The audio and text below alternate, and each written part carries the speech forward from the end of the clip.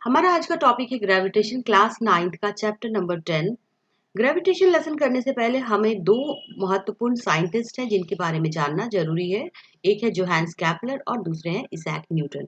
इन दोनों ने मिलकर ग्रेविटेशन के फील्ड में ऐसा इम्पोर्टेंट रोल प्ले किया है जिसे हम इग्नोर नहीं कर सकते। इसलिए हम पहले मैंने शुरुआत में इन साइंटिस्ट के ही बारे में रखा हुआ है। तो पहले हम जान लेते हैं इन साइंटिस्ट को कि इसैक न्यूटन, जैसा कि आप पता ही होगा कि इनका जो एप्पल वाला एक्सपेरिमेंट बहुत फेमस है। और न्यूटन का जन्म जो हुआ था उल्स्ट्रॉप जो है इंग्लैंड में जन्म हुआ था, जो ग्रैंथम जगह है उस जगह पर। और वो most original and influential theorist थे हिस्ट्री ऑफ साइंस के। और इनका जन्म बहुत ही गरीब एक फार्मिंग फैमिली में हुआ था। बट ये जो है फार्मिंग में इतने एक्सपर्ट नहीं थे, इतने एक्सपीरियंस नहीं थे। सो उन्हें पढ़ने के लिए कैम्ब्रिज यूनिवर्सिटी भेज दिया जाता है 1661 में। 1665 में उन्होंने क्या किया कि 1665 में अचानक से इंग्लैंड में प्लेग फैल जाता है और जिसकी वजह से एक साल पूरा वहां पे सब कुछ बंद हो जाता है। जैसे कि आप लॉकडाउन पीरियड देख रहे हो, आपका पूरा एक साल बंद हो गया है बच्चों के, उस तरह से कुछ ऐसा हुआ था इंग्लैंड में। तो पूरा एक साल जो इनको मिला, तो चूंकि न्यूटन बहुत ही खोजी स्वभाव के थे, इस एक साल का उन्होंने बहुत ही अच्छी तरह से यूज किया। और इसी बीच जो उनका एप्पल वाला इंसिडेंस भी इसी बीच में मानते हैं कि इसी बीच में हुआ था, और जिसकी वजह से ग्रेविटेशन, और उन्होंने अपने यूनिवर्सल लॉ ऑफ ग्रेविटेशन भी दिए। और एक रिमार्केबल और बहुत ही ग्रेट साइंटिस्ट थे इनके पहले इस ग्रेविटी के बारे में उन्होंने बताया तो था, लेकिन वो फेल हो गए थे इसे रियलाइज कराने के लिए। न्यूटन जो है उन्होंने फॉर्मुलेट किया well known laws of motion. आपको न्यूटन के लॉ के मोशन आपने पढ़े होंगे मोशन लेसन में, मैंने भी आपको पढ़ाया। आपने वीडियो नहीं देखा है तो जाके देख लीजिए उसे। उन्होंने बहुत ही ऐसी थ्योरीज के पर वर्क किया लाइट और कलर के ऊपर। उन्होंने डिजाइन किया एस्ट्रोनॉमिकल टेलीस्कोप की, जिसके थ्रू जो कैरी आउट हुआ एस्ट्रोनॉमिकल ऑब्जर्वेशन के लिए। और न्यूटन को जो है ग्रेट मैथमेटिशियन वो खुद वो थे। उन्होंने इन्वेंट किया था न्यू ब्रांच ऑफ मैथमेटिक्स जिसे कैलकुलस कहा जाता है। आप 11th-12th में कैलकुलस की में पढ़ेंगे। और उन्होंने यूज किया था प्रूव करने के लिए कि ऑब्जेक्ट जो होते हैं outside the sphere that is of uniform density, और जो स्फीयर जो होते हैं वो बिहेव करते हैं if the whole that it mass concentrated at its centre. मतलब जो कोई भी स्फीयर होता है वो उसके सेंटर में उसका पूरा मास कॉन्सेंट्रेटेड होता है। और न्यूटन्स के जो वर्क होते हैं वो कंबाइन किया था contribution between the Copernicus, Kepler, Galileo और अदर जो है बहुत सारे पावरफुल सिंथेसिस थे, इन्होंने दिए थे कई सारे साइंटिस्ट ने मिलकर। और जो रिमार्केबल था इनके बीच में that is gravitational theory that couldn't be verified at that time. There was hardly any doubt about the correctness. This is because Newton based his theory sound scientific reasoning and backed it with mathematics। उन्होंने क्या किया था, simple theory और elegant theory बनाई थी। और उसमें उन्होंने क्या किया था, बहुत ही क्वालिटीज उन्होंने रिकॉग्नाइज किया। और एसेंशियल रिक्वायरमेंट जो थे उस समय की साइंटिफिक थ्योरी के, उन्होंने उसको उस पर बेस्ड था। इसके अलावा जो केपलर थे, चलिए केपलर के बारे में थोड़ा जानते हैं। इन्होंने डिराइव किया था 3 laws which govern the motions in planet. इन्होंने क्या किया था, प्लैनेटरी मोशन, यानी कि मोशन जो प्लैनेट के अंदर जो मोशन होता है उसके बारे में जोहान्स केपलर ने बताया था। उन्होंने क्या बताया था, उनकी थ्योरी थी जिसमें कि उन्होंने एक बताया था कि r cube by t square is equal to constant. यहाँ पर क्या था कि जो क्यूब होता है that mean distance of a planet from the sun is proportional to the square of its orbit period that is t. और r cube by t square is equal to constant, ऐसा उन्होंने दिया था, जिसके बारे में हम फर्दर पढ़ेंगे। अभी कम पढ़ना है इसके बारे में, आगे आप आगे वाले क्लासेस में इसके बारे में ज्यादा पढ़ेंगे। उन्होंने एक और भी चीज काम किया था इंपॉर्टेंट, कि उन्होंने क्या किया था, एक सिंपल आर्ग्यूमेंट था उस समय का। उन्होंने एज्यूम किया था जो प्लैनेटरी ऑर्बिट्स होते हैं that are circular. Suppose the, यहाँ पर अगर सपोज करो कि ऑर्बिटल वेलोसिटी जो होती है, सॉरी, न्यूटन ने यहाँ पे प्लैनेटरी मोशन का जो है फॉर्मूला यूज किया था, जिसका फॉर्मूला दिया था केपलर ने, और उसको यूज किया था फर्दर न्यूटन ने अपने आगे के सिंथेसिस में। चलिए हम आगे चलते हैं लेसन में। सो अब हम यहाँ पे क्या क्या टॉपिक पढ़ने वाले हैं मैं उसके बारे में आपको बताऊंगी। तो हम लोग टॉपिक्स देख लेते हैं। सो हमारे टॉपिक से आज के ग्रेविटेशनल फोर्स और gravity, Newton's universal law of gravitation, Properties of gravitational force, universal gravitational constant, Kepler's law of planetary motion, Newton's second or third law of and gravitation, free fall, acceleration due to gravity, equations of vertical motion, mass and weight, thrust and pressure, pressure in fluids and buoyancy, Archimedes principle, principle of flotation and density and relative density हम पढ़ेंगे आज अपने इस video में।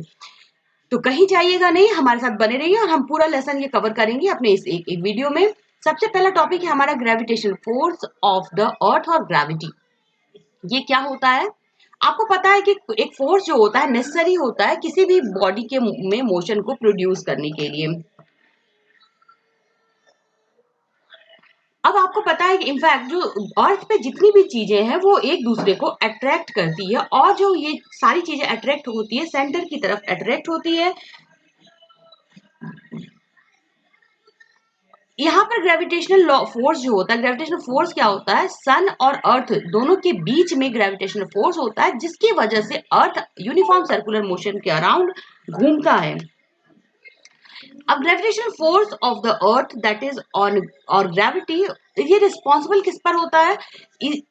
यहाँ पर for holding the atmosphere above the earth के above जो एटमॉस्फेयर है उसको होल्ड करने के लिए भी ग्रेविटेशनल फोर्स रिस्पॉन्सिबल होता है। रेन फॉलिंग के लिए, इसके अलावा फ्लो ऑफ वाटर, नदियों में जो पानी बहता है उसके लिए, और आपको धरती पर फॉर्मली खड़ा रखने के लिए, और जो मून और अर्थ है इनको रिवॉल्यूशन कराने के लिए भी ग्रेविटेशनल मोशन जो होता है वो यूजफुल होता है। इन सारी चीजों का जो रिस्पॉन्सिबल है वो ग्रेविटेशनल मोशन ही है। आगे देखते हैं जो ग्रेविटेशनल फोर्स होता है between the earth and the moon causes tides in the sea. Think why tides are high during full moon and new moon day. तो क्यों ऐसा होता है? ग्रेविटेशनल फोर्स जो होता है बिटवीन द अर्थ और मून वो टाइड काउज करता है। अब आपको पता है कि जो टाइड्स जो होते हैं ड्यूरिंग फुल मून और न्यू मून डे के दौरान जो होते हैं ये ऐसे क्यों होते हैं? तो ये देखो, आप जो देख रहे हो स्प्रिंग टाइड्स यानी जो बड़े टाइड्स होते हैं, और एक टाइड होता है नीप टाइड जो छोटे टाइड्स होते हैं। यहाँ पर जब क्या होता है कि जो बड़े, जिसे ज्वार भाटा भी हिंदी में कहा जाता है, बड़े टाइड्स और छोटे टाइड्स जो ड्यूरिंग द एक दिन के समुद्रों में जो ज्वार भाटा उठता है, कहा जाता है ऐसा कि जैसा कि आपको पता है कि जो ग्रेविटेशनल फोर्स होता है वो अर्थ और मून दोनों के बीच में लगता है, और फुल मून डे और न्यू मून डे दोनों के दिनों में क्या होता है, ग्रेविटेशनल फोर्स काफी हाई होता है। और इस वजह से क्या होता है कि बहुत जो पुल करता है, जिस वजह से वाटर जो होता है इस तरह से कुछ नजर आता है, जिसे स्प्रिंग टाइड्स बोलते हैं। बड़े बड़े टाइड्स उस दिन दिखाई देते हैं। तो बड़े बड़े टाइड्स जो होते हैं उसका रीजन यही है कि जो ग्रेविटेशन फोर्स जो होता है जिससे पुल करता है मून और एक दूसरे को, वो उस दिन बहुत हाई होता है दोनों ही दिनों में, यानी कि फुल मून डे में और न्यू मून डे में। आगे है tides are not caused by direct pull of the moon gravity, so the moon pulling upward on water while earth is pulling downward। तो जो टाइड्स होते हैं आपको पता है कि ऊपर ज्वार और भाटा बोलते हैं, जैसे कि ऊपर उठा हुआ और नीचे गिरना दोनों चीजें होता है। तो मून क्या करता है, अपने ग्रेविटेशनल फोर्स से उसे अपवर्ड यानी कि ऊपर की तरफ खींचता है, फिर अर्थ उसे फिर नीचे की तरफ खींचता है डाउनवर्ड। सो स्लाइटली यहाँ पे एडवांटेज होता है कि जो मून और हैव टाइड्स, यहाँ पर टाइड्स जो होते हैं इस वजह से बनते हैं और आपको दिखाई देते हैं। जब कभी मून, अर्थ और सन जो होते हैं दे आर अलाइंड, एक सीध में होते हैं, तो ग्रेविटेशनल पुल जो होता है ऐसे में सन यहाँ पर ऐड करता है मून काउजिंग मैक्सिमम टाइड्स। यहाँ पे जो मून होता है वो सबसे मैक्सिमम टाइड्स यहाँ पे काउज करता है। स्प्रिंग टाइड्स जो होता है इसी की वजह से होता है। जो सन और मून जो होते हैं सेम साइड होते हैं ऑफ द अर्थ, और जो सन और मून जो होते हैं अगर अपोजिट साइड ऑफ द अर्थ होते हैं, फुल मून के दिन होते हैं। तो इन दोनों ही कंडीशन में क्या होता है कि जो टाइड्स होते हैं वो स्प्रिंग टाइड्स बनाते हैं, यानी कि बहुत बड़े बड़े टाइड्स उस दिन बनते हैं।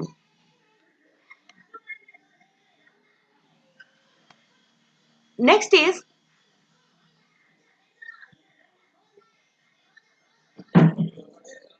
Our next topic is Newton's universal law of gravitation. ये क्या होता है कि Newton's universal law of gravitation ये बताता है कि यूनिवर्स में जितनी भी चीजें हैं, जितनी भी बॉडीज हैं, उनके बीच में एक फोर्स लगता है जो उन दोनों को एक दूसरे की तरफ अट्रैक्ट करता है। वो जो फोर्स होता है वो प्रोपोर्शनल होता है, डायरेक्टली प्रोपोर्शनल होता है उनके मासेस और के और इनवर्सली प्रोपोर्शनल होता है square of the distance between them. अब जस्ट इसको समझ लेते हैं एग्जांपल से। यहाँ जैसे कि आप ऑब्जेक्ट देख रहे हो, M1 और M2 मास के दो ऑब्जेक्ट है ए और बी। अब इनके बीच का जो डिस्टेंस है वो स्मॉल r से डिनोट किया गया है फ्रॉम ईच अदर। अब यहाँ पर आप मान लो कि F फोर्स जो ऑफ अट्रैक्शन उनकी बॉडीज के बीच में लग रहा है। ऐसे कंडीशन में जो फोर्स ऑफ अट्रैक्शन जो डायरेक्टली प्रोपोर्शनल होगा product of their masses, that is equal to F is proportional to M1 into M2 हो जाएगा। और ऐसे ही केस में अगर force of attraction inversely proportional होगा स्क्वायर ऑफ द डिस्टेंस के, then F is proportional to 1 by r square.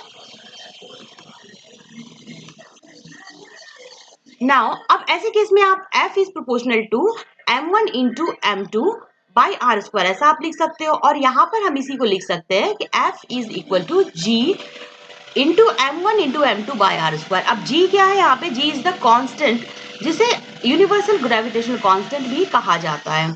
अब यहाँ पर G के बारे में भी हम जानेंगे, पढ़ेंगे ज्यादा।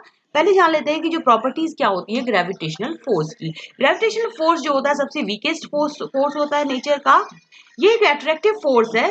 ये इलेक्ट्रोस्टैटिक और मैग्नेटिक फोर्स की तरह बिल्कुल नहीं है, क्योंकि ये दोनों क्या होते हैं, अट्रैक्टिव और रिपल्सिव दोनों तरह के होते हैं, but gravitational is only attractive force. और ये एक म्यूचुअल फोर्स भी है। म्यूचुअल फोर्स इस हिसाब से हम कह सकते हैं क्योंकि जो फर्स्ट बॉडी होती है जो उसे अट्रैक्ट करती है जितने फोर्स से, सेकेंड बॉडी भी उसे उतने ही फोर्स से अट्रैक्ट करती है। तो इक्वल फोर्स से दोनों एक दूसरे को अट्रैक्ट करता है। और ये जो फोर्स होता है वो सेंट्रल फोर्स होता है, मतलब जो फोर्स होता है वो सेंटर की तरफ, यानी कि जो डॉट्स आपने देखे थे अभी, तो वहां पे क्या होता है कि दोनों के बीच में जो डॉट्स है उन ज्वाइन होते हैं उसके सेंटर की तरफ एक दूसरे को खींचता है।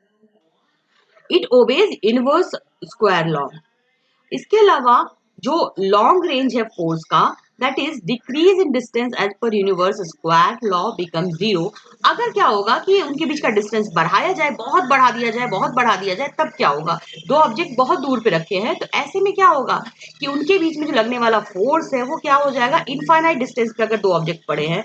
तो जैसे कि इलेक्ट्रोस्टैटिक और मैग्नेटिक फोर्स होता है, उस केस में हमने पढ़ा था कि क्या होता है कि उनके जो लॉन्ग डिस्टेंस वाले फोर्स क्या हो जाते थे, जीरो हो जाते थे। बट यहाँ पर क्या हो जाता है कि बहुत ही कम हो जाएगा, एट लाइक इनफाइनाइट पे होगा तो उनकी फोर्स बिकम जीरो।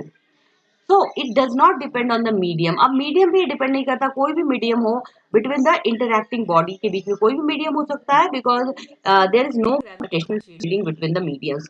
यहाँ पे मीडियम से कोई लेना देना नहीं है, तो मीडियम से कुछ भी फर्क नहीं पड़ने वाला है यहाँ पे। और जो हम अभी देख रहे थे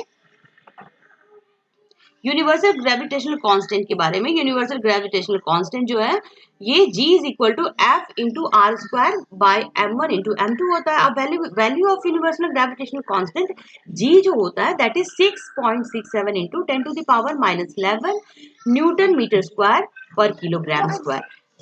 वैल्यू ऑफ G जो होता है वो कब डिपेंड नहीं करता मीडियम ऑफ टू बॉडीज पर, और वैल्यू ऑफ G जो होता है सेम होता है through out the universe, hence the name.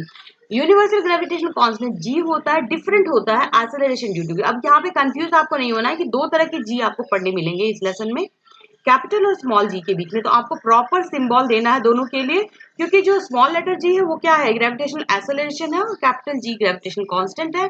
और ऐसा यूनिट जी का होता है न्यूटन मीटर स्क्वायर पर केजी स्क्वायर। अगर दो बॉडी है मास जिनका 1 kg है और वो सेपरेटेड है 1 मीटर फ्रॉम ईच अदर, अगर 1 मीटर की दूरी है दोनों के बीच में, तो ऐसे में क्या होगा, यहाँ पर इनके बीच का जो फोर्स होगा वो हम पढ़ेंगे। तो जी इज इक्वल टू क्या हो जाएगा, एफ हो जाएगा। तो इनके बीच का जो फोर्स होता है वो G is equal to F हो जाएगा। ऐसा क्यों होगा, क्योंकि यूनिवर्सल ग्रेविटेशनल कांस्टेंट G जो होता है numerically equal to the force of gravitation which exist between two bodies of unit masses kept at the unit distance from each other। तो G is equal to F हो जाएगा। आप value put on करोगे जब formula पे तो आप इसे फाइंड आउट कर सकते हो। नेक्स्ट है हमारा ग्रेविटेशनल फोर्स जो होता है वीकेस्ट फोर्स होता है फ्रॉम फॉर ऑल, सबसे कमजोर फोर्स माना जाता है ग्रेविटेशनल फोर्स। ऐसा क्यों होता है कि अगर टू बॉडीज है मास जिनका 1 kg है और 1 मीटर के डिस्टेंस पे है, तो आप देखोगे कि F इज इक्वल टू जी, और जी हमें पता है जी की वैल्यू कितनी होती है, जी इज इक्वल टू होता है 6.67 into 10 to the power -11 newton newton तो यहाँ पर क्या होगा, अगर throughout the various object on this earth attract, क्योंकि वो कॉन्स्टेंटली सब हर चीजें जो यूनिवर्स पे एक दूसरे को अट्रैक्ट कर रही है और उनके बीच में कोई विजिबल मोशन नहीं, आप ऐसा नहीं देख रहे हो जैसे कि आप बैठे हो और आपका कोई फ्रेंड आपके बगल में बैठा है, आप दोनों एक दूसरे को अट्रैक्ट कर लो, लेकिन आप नहीं देखोगे कि इस अट्रैक्शन फोर्स जो है इससे भी, इसके वजह से आपके बीच में कोई मोशन आ जाता है, ऐसा नहीं होता। क्यों ऐसा होता है? क्योंकि जो फोर्स है वो बहुत बहुत स्मॉल होता है। इमेजिन करो एक सिचुएशन है अर्थ का जहां पे ऑब्जेक्ट जो है कंटिन्यूअसली मूव कर रहा है towards each other due to gravitational force between them. अगर क्या होता है कि ऑब्जेक्ट बहुत बड़ा है, बहुत हैवी है, बहुत लार्ज मास वाला है, then the gravitational force of attraction जो होता है उनके बीच का वो एक्सट्रीमली लार्ज हो जाता है। Gravitational force due to the earth on a object mass 1 kg placed on the ground, अगर 1 kg का कोई ऑब्जेक्ट है जैसे कि ग्राउंड पे रखा गया है तो उसके ऊपर जो मास लग रहा है 9.8 न्यूटन का लग रहा है। ग्रेविटेशनल फोर्स जो होता है बिटवीन अर्थ और मून के बीच का वो बहुत लार्ज होता है, डिस्टेंस है जो कि यहाँ पर, और वो इक्वल होता है 2 × 10⁻20 न्यूटन के। अब केपलर्स लॉ को देख लेते हैं। केपलर्स ने लॉ दिया था प्लैनेटरी मोशन का। उनका फर्स्ट लॉ बताता है कि लॉ ऑफ ऑर्बिट्स के बारे में, कि जो प्लैनेट होते हैं ना वो मूव करता है अराउंड द सन, उनको कहा जाता है एलिप्टिकल ऑर्बिट। एलिप्टिकल क्यों कहा जाता है? कि with the sun at one of the foci of the elliptical, और फोकस का जस्ट प्लूरल है फोकी यहाँ पर, कि एलिप्टिकल ऑर्बिट, जो ऑर्बिट देख रहे हो आप सर्कुलर नहीं है, ये एलिप्टिकल है, यानी कि ये कोई ओवल जैसा शेप होता है, जिसके लिए उन्होंने F1 F2 इस तरह के लिए उन्होंने सबका डिफाइन किया। इनका जो डिस्टेंस होता है F1 F2 को बताया था कि ये जो सन से जो डिस्टेंस है वो F1 F2 इस तरह से उन्होंने बताया था केपलर्स ने अपने लॉ ऑफ मोशन में। तो ये था केपलर का फर्स्ट लॉ। अब केपलर की सेकंड लॉ पे आते हैं। केपलर का जो सेकंड लॉ है,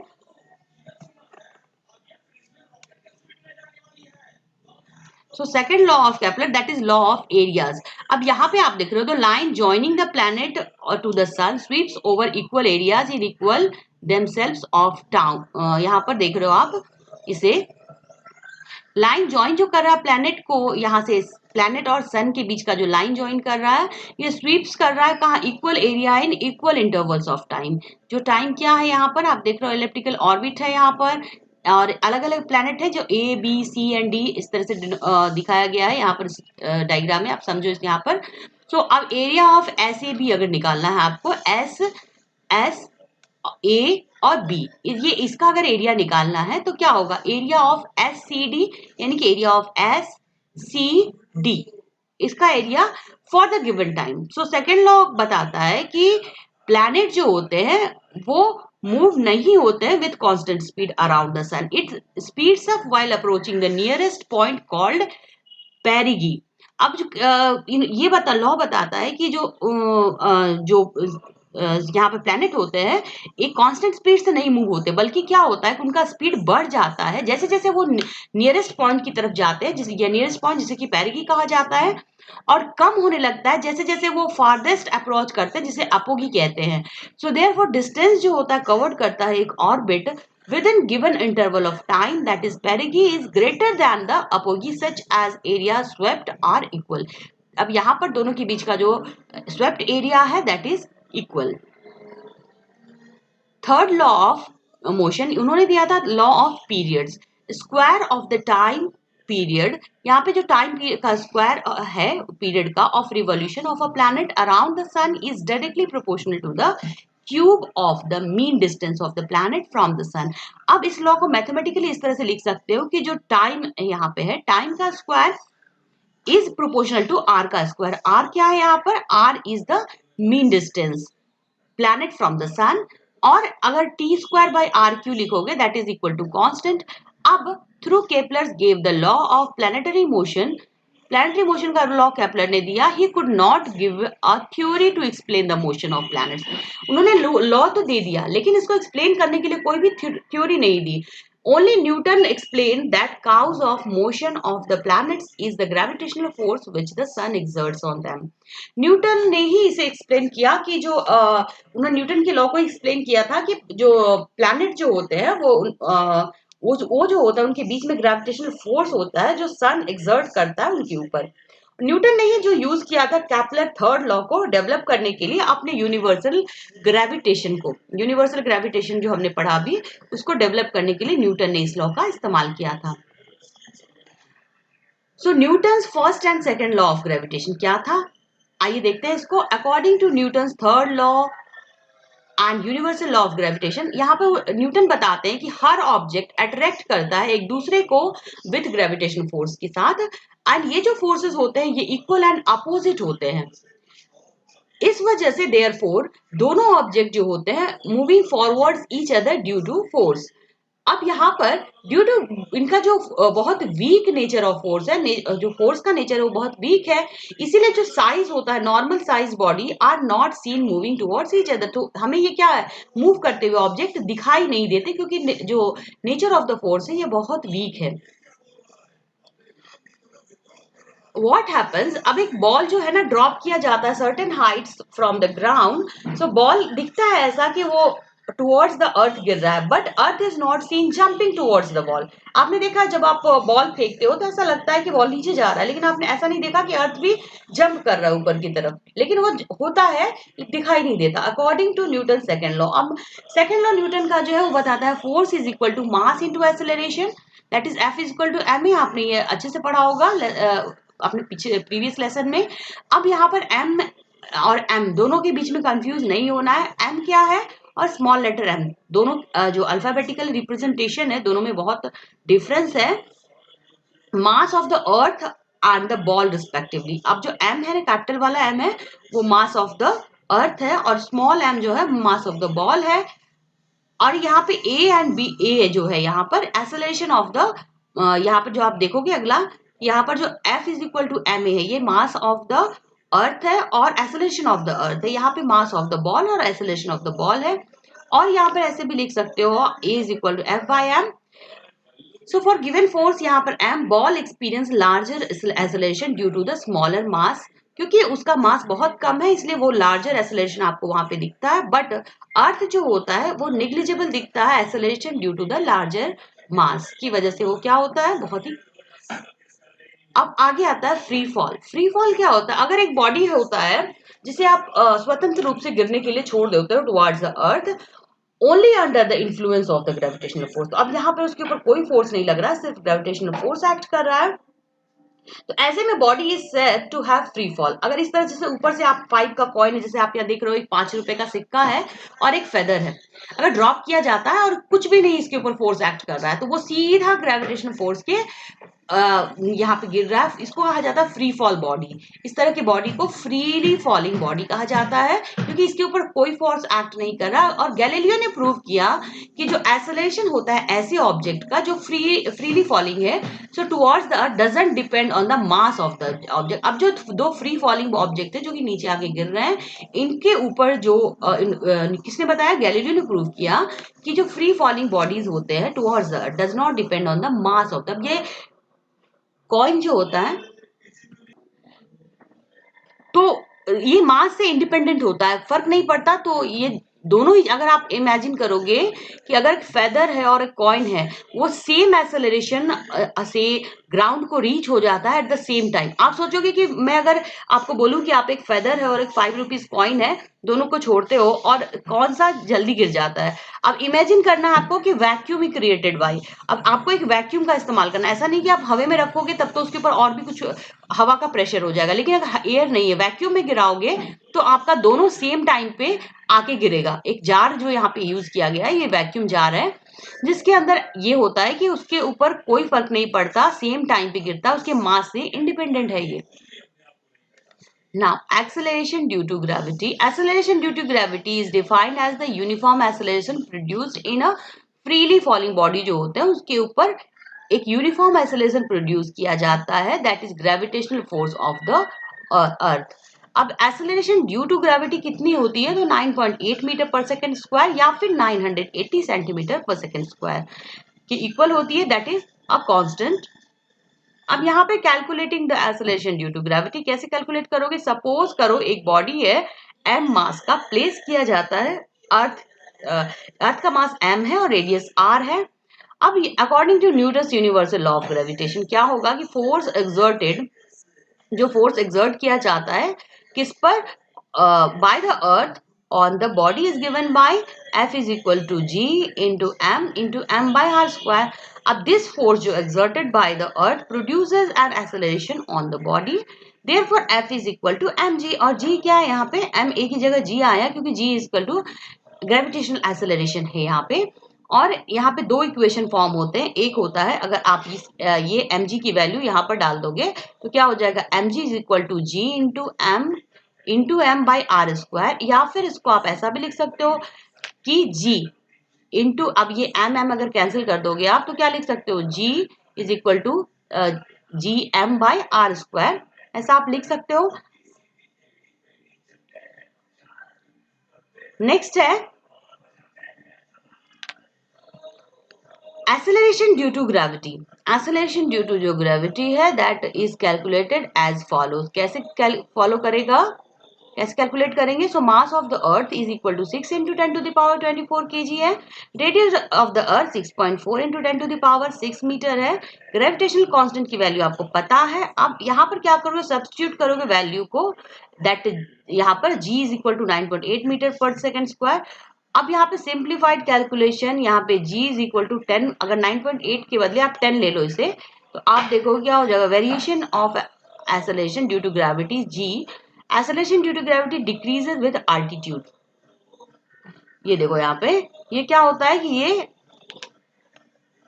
डिक्रीज होता है विथ अल्टीट्यूड के अकॉर्डिंग। ये acceleration due to gravity decreases with depth. आप देखोगे कि g इज इक्वल टू, आपको ये फॉर्मूला पता है। अब हाइट अगर उनकी यहाँ पर देखो आप, डेप्थ के अकॉर्डिंग क्या होता है कि वो ग्रेविटी जो होती है डिक्रीज होती है, जितनी डेप्थ बढ़ती जाएगी। अगर आप इस पॉइंट पे काउंट करोगे यानी कि m से लेकर इस पॉइंट तक जाओगे तो इसकी जो ग्रेविटी होगी और इसकी यहाँ पर जो ग्रेविटी होगी तो ये क्या होता है, डिक्रीज होती है with depth. Acceleration due to gravity greater at the poles and less at the equator. Equator पे क्या होता है, ये सबसे कम होती है, सबसे कम होती है, और जितने भी पोल्स हैं वहां पर जाके ये बढ़ जाती है, ज्यादा हो जाती है। Earth is slightly flattened at the poles, bulging at the equator, so the radius of the earth at the pole is 21 kilometer less than that of equator. अब यहां पर इसको कैसे डिनोट करेंगे, rp is smaller than re,